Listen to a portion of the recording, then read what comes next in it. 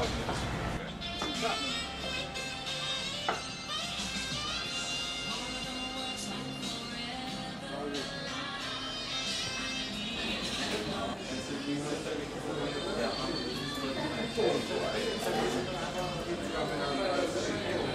thank you very much for gracing us with your presence. We're very excited to have you here. And again, welcome to the World Leadership Day South Africa for 2010. My name is Morley Morsted, and I represent South Africa in what is known as the World Leadership Day. And just perhaps a little bit of background. The World Leadership Day is an annual event, and it's a global event. It happens in about 20 countries all over the world. It happens typically around March, April every year. In South Africa this year it didn't happen. I took over the reins a few weeks ago and then sent out a few emails to get people involved. So as of next year it will happen again around sort of March, April. And there are about 20 countries all over the world. It started a few years ago. And the main aim of the event is really just to explore the nature of leadership within the context that people find themselves, whatever that context is, whether it's as global citizens or as shack dwellers or as students, whatever that context is, we'd really like to explore that, and we'd like to study what are the implications of that for leaders. Yes. What do we think we should do to develop leaders of the future?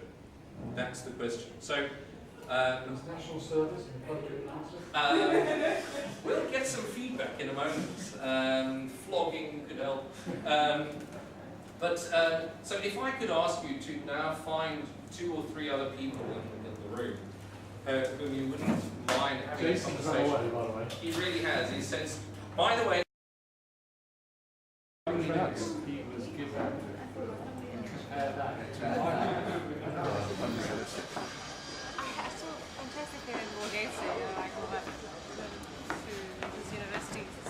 guess what? You get out of school, you're not going to have a big black car with a cell phone around the side. You're going to have to earn it. You can only get both when you earn it. But I think internally, I mean, if I look at what's happening in South Africa now, this whole Lead SA initiative, it's not about making unknown. But wouldn't it then relate to if you're looking at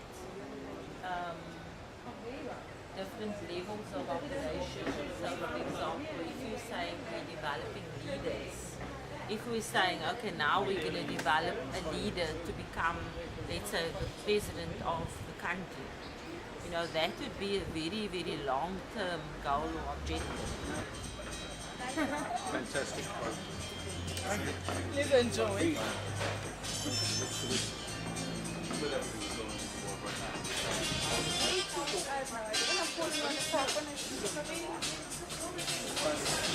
Well, I think without the feedback, it really isn't going anywhere. If you actually walk into a job and something you didn't get feedback or your eyes didn't get feedback around where your wall is, I mean, you put that into it.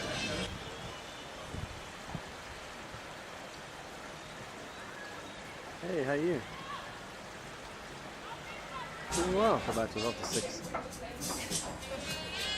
How about yourself to 6?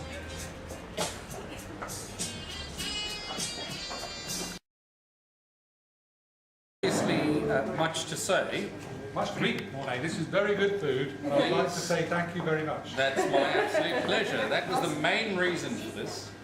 Cocktails overlooking the ocean. If you have to call it World Leadership Day, well then so be it. It was systemic. But it's yes, that's right. So No. I know psychology.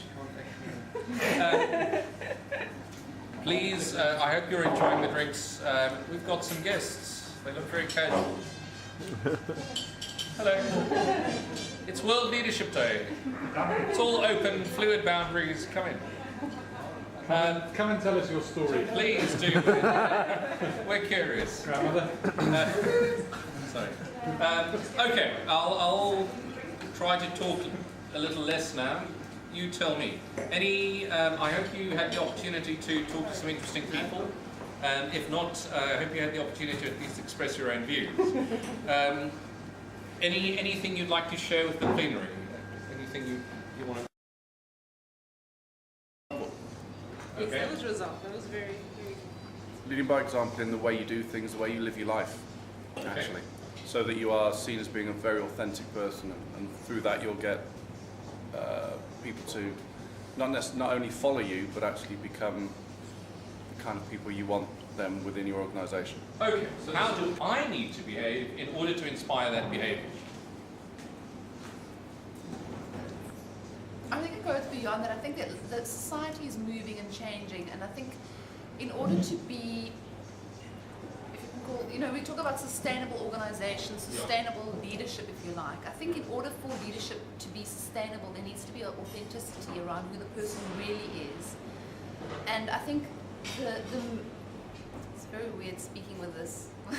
There needs to be almost a shift where people are doing the right things because that's the right thing to do, and maybe out of a conviction more than just I'm doing this in order to get something out of it. And I think that's, well, certainly in my view, where organizations will be a lot more sustainable when they do things because It's the right thing. Yeah. Did any One of other? the things that's always astounded me about South Africa is there's almost a traditional background in education to developing leaders. There's a pride almost still that exists in the schools into being head boy, head girl, captain of the first 11 rugby team. And most of our friends who come to visit us are astounded when we have braais at the articulation and poise of young South African people and their contribution that they can make. And I think that's because our school system here still values leadership, which goes back to the comment we were making earlier about having to raise the level of value placed on leadership in organisations. Majority in the short term to build sustainability, to have long-term. Like the Old Testament prophet, a nation without a vision will die. So how do we keep this imbalance, this tension? Filling the belly and healing the body with stretching to catch the next star. Well, exciting. Just what's your view? What is your expectation as young leaders, certainly thought leaders in your organisation, as both those gentlemen are? What should an enterprise do to say to you, how can we develop you? What should be done? I've been very interested in the development of the corporation as a social institution. And one of the sad things, I think, in that development, we needed the corporation post-industrial development, is the emphasis on goals which are finite and not on goals which are non-finite. And then they tell me, those people who actually study, that post-Descartes, the thinking developed to this finite business. But with the Industrial Revolution came specialization. And with specialization like CAs and the atomic bomb maker and so on, we thought they were great. And we tend to make leaders and chairmen of board of directors particularly specialists. I, in one of my activist periods, said, I support slavery because I'd like to make every specialist a slave. Pay him high wages, give him everything he wants, but he's not going to lead me. You've been successful. We rely too much on people who know the anatomy of this little finger than me. It was the Enough. youth. And we had it at Wits University. And I was facilitating the process again. I wasn't responsible for organising it. But I was chairing a panel, and it was interesting to me that we had about 100 young people there, and of whom no one was a consultant. And it was really interesting to me. And in my preparation, I thought, okay, I'll read Mind the Gap and all the other sort of generational theory stuff. And I thought, well, okay, I suppose it's going to be all this entitlements and stuff. And what was interesting to me is how so many of the people there at Wits University, 98% of them black, express their utter disillusion with what the leaders of their current system, and they experience it, how those leaders behave. And it was mind-blowing to me that they thought, well, that they had this insight that suggested, we've got people from a sort of liberation movement, which is great. Are they the people with the competencies to take us forward in a complex, adaptive environment? And it was really interesting to me that they had that sort of insight. So, in a sense, I'm also saying maybe it's not that they have unrealistic expectations. Sometimes it's just about understanding those expectations and understanding that sort of worldview. Leadership. Yeah. And therefore undervaluing leadership. Nelson Mandela, I suspect, was not an operational manager, but he took this country and provided it with leadership, didn't he?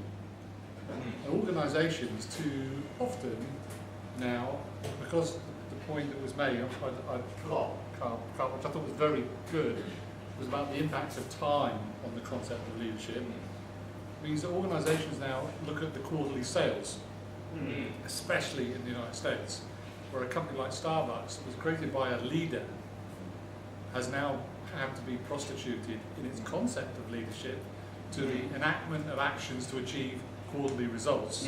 And actually beyond that, the illusion that we'll do better next quarter. At the same time, we Yes. get brain fog. Or you don't. Or you don't. The brain has been proven not to. Uncertainty, you don't know. We have this notion in established South African corporates that we need to have a 5-year strategy. Yeah. And then when the 5 years is up, we realize we don't have another strategy for the next 5 years. Instead of realizing we need to be agile as we go and introducing our strategies. Instead of going into Bosphorus and we go and developing this wonderful 3-year Please, strategy. why you come to pencil? But I think that's uncertainty is you need to have a general direction of where you're going, which is what you're speaking about. We want to know that the decision's been taken, we're going. But we need to be flexible to say uncertainty is there and how are we going to deal with it. And then complexity. I mean, people evolved, and a lot of it's died off. Plants, animals, insects, human beings are here because we're the best problem solvers on the planet. And organisations are also solving problems. Leaders have to solve problems. But I think the truly great leaders are painting a vision for which we didn't even know there was a problem. They're people who are showing us a new way. And you could trivialise that and say Steve Jobs and Apple. There's no problem he solved. He created a whole vision of the way the world could be. I don't want to be disrespectful to your time. I want to say I am humbled by the fact that you've dedicated your afternoon to this. I really, as someone has said before me, don't underestimate the power of a small group of people to have a massive influence. Some of these ideas will find themselves all across the globe in a matter of days. And to me, that's a really very exciting idea. We'll see what the response to them might be. I'll let you know what the YouTube link is, and you can see yourself articulating your ideas in practice. And again, I want to say thank you so much for your kind attention. You've dedicated a lot of intellectual and emotional energy to this. For that, I am eternally grateful, and thank you very much for your time. Thank you. Thank you. If that's what it looks like, I'm very pleased. I